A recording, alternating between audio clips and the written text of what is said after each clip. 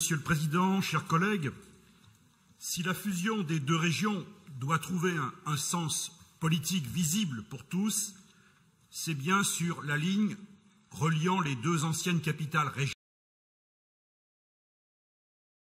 régionales, qui par ailleurs représentent deux bassins entre lesquels existent de forts flux de personnes et de marchandises.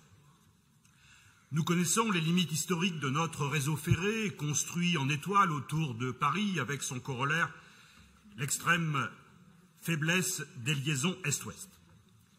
L'histoire longue du jacobinisme et une géographie où dominent des vallées orientées nord-sud ont contribué à cloisonner ce qui constitue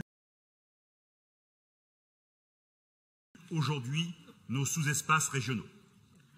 Aujourd'hui, si nous voulons donner un sens politique à notre nouveau périmètre démocratique, la nouvelle convention ne peut être un simple rapprochement de deux conventions.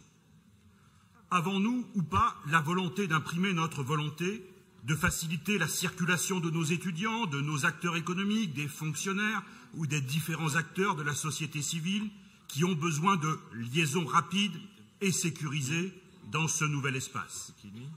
Cet enjeu a été clairement mesuré par les présidents Kéran et Souchon, qui en 2015 ont négocié, et ce n'était pas facile, la mise en place de lignes directes le matin et le soir, faisant passer la liaison entre Clermont et Lyon-Pardieu de 2h34 à 2h13. Mais il ne s'agit malheureusement que d'un seul train et à un horaire un peu tardif. De son côté, la SNCF a mesuré l'enjeu commercial, à tel point que M. Pépi a cru bon de déclarer en 2015 à la presse locale qu'il se fixait l'objectif d'une liaison en 1h50. Il me semble bien également avoir vu dans vos propres engagements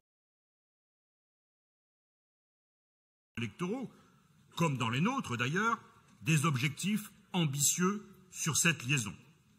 Hélas, aujourd'hui, alors que vous affirmez nous mettre dans une situation d'affirmation forte de nos exigences face à notre prestataire, nous constatons que vous n'avez pas souhaité maintenir l'objectif qu'il s'était lui-même fixé. Nous avons conscience qu'une solution totalement optimale n'est peut-être pas possible à court terme, mais nous pensons que le cap doit être maintenu pour rendre plus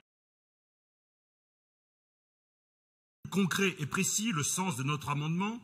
Nous vous proposons, Monsieur le Président, sans dégrader l'offre de proximité existante, de vous engager sur 4 points précis. Premier point, de travailler à court terme sur l'amélioration au niveau horaire.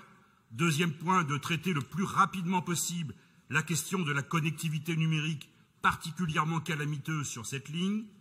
Troisièmement, d'engager une véritable étude contradictoire avec la SNCF qui nous dit qu'un jour 1h50 est possible et que c'est impossible un autre jour. Et enfin, de vous engager à faire apparaître au moment de la revoyure de la contractualisation du CPER, cette ligne comme une nouvelle priorité. Après avoir entendu l'expression du groupe centriste et leur soutien, mais également vos propos, je ne doute pas que nous aboutirons à un accord. Merci.